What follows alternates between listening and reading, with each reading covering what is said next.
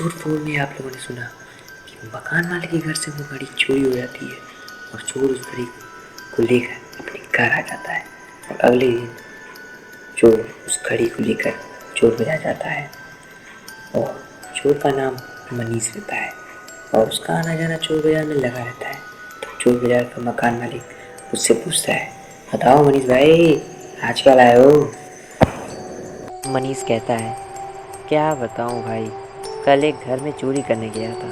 वहाँ पर एक घड़ी दिखी, काफ़ी कीमती लग रही थी। बताए तो जरा इसकी कीमत क्या है। चोर बाजार का मालिक उस घड़ी को पूरी तरीके से देखने के बाद कहता है, समय की कीमत होती है, घड़ी की नहीं मनीष भाई। ये घड़ी की तो बस आप अपने घर पे लगाओ, शोभा बढ़ाएगी, इसके कोई पैसे नहीं मिलेंगे। मनीष कहता है, धत यार, बेकार में ये घड़ी चुराई। और मनीष घड़ी लेकर वापस घर आ जाता है।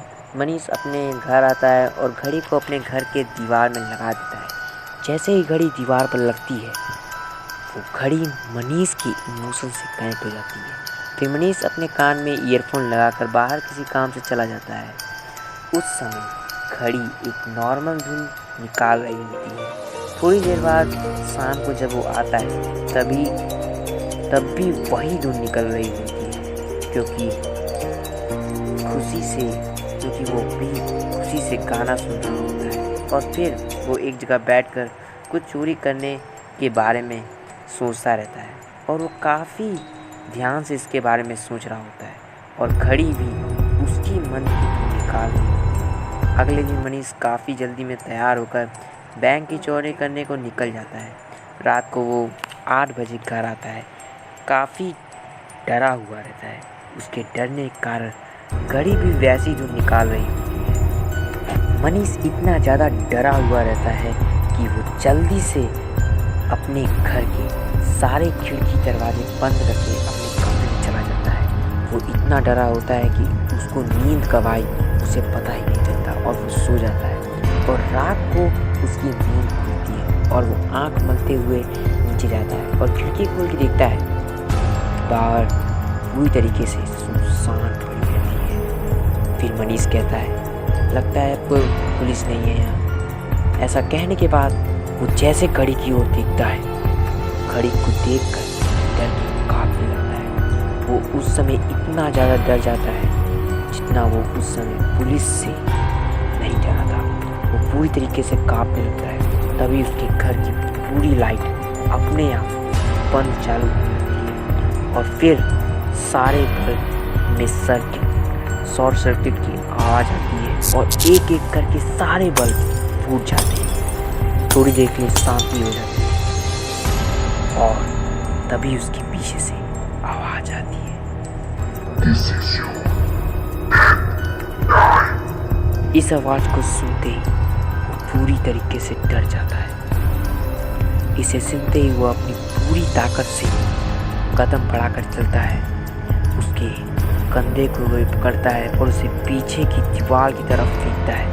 वो इतनी ताकत से दीवार की तरफ फेंकता है कि मनीष उड़कर दीवार से हटता है और उसका सिर फट जाता है। वो कहारते हुए अपनी आँख खोलता है।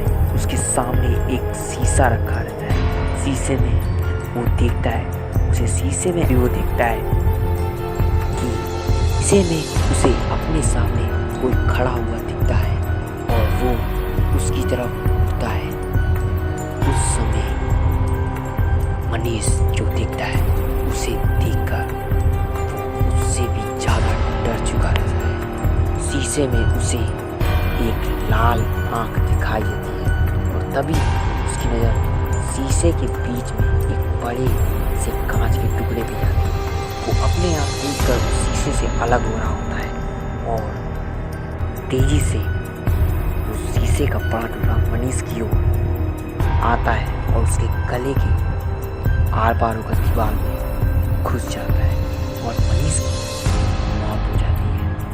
और अगले दिन लोगों के यहाँ घर में चोरी होती है तो सबको लगता है कि कल मनीष ने आके इनके घर में चोरी की है। तभी उनमें से कुछ लोग पुलिस को बुलाकर मनीष के घर भेज देते हैं। दरवाज़ा बंद रहता है। वो पुलिस वाले सोचते हैं कि शायद वो यहाँ नहीं है। जैसे ही वो जाने को मुड़ते हैं, उनमें से एक पुलिस वाले को एक आवाज़ आती है। वो आवाज़ रहती है, घड़ी की सेट टूट गई। वो पुलिस वाला कहता है, अंदर छुप के बैठा है, दरवाज़ा तोड़ के अंदर चलो।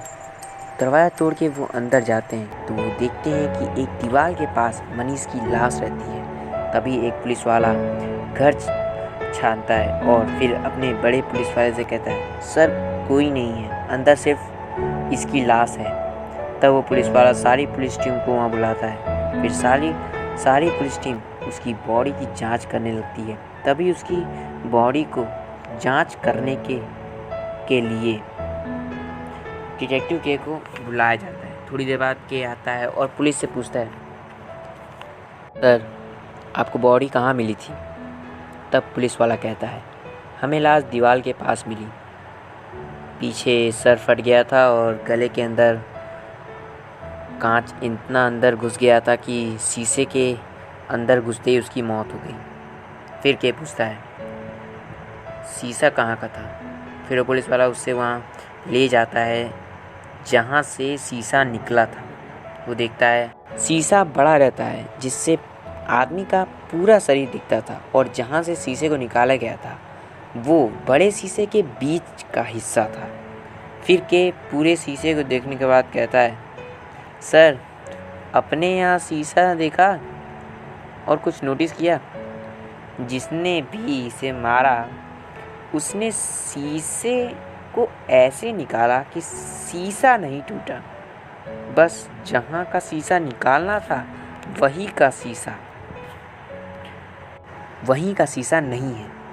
और जैसे इसका सर फटा है, अगर इसको शीशे से ना मारता फिर भी ये थोड़ी देर बाद मर ही जाता। मुझे तो नहीं लगता कि इसी शीशे से इसकी मौत हुई है, क्योंकि कोई आदमी किसी को मारने के लिए ग्लास काटने वाले को नहीं बुलाएगा। पर अगर आपको लगता है ऐसा कुछ, तो आप आसपास के ग्लास काटने वाले से पूछताछ कर सकते हैं। तभी के को एक आवाज़ आती है। वो आवाज़ घड़ी की सेट टूट रही थी और के उस घड़ी की तरफ देखता है और घड़ी को देखकर कहता है, तो हेलो माय लिसनर, एपिसोड 5 में सिर्फ इतना ही। और अगर आप आगे तक जानना चाहते हैं तो चैनल को सब्सक्राइब करके रखिए। फिर मिलते हैं एक हफ्ते बाद। Okay, bye bye.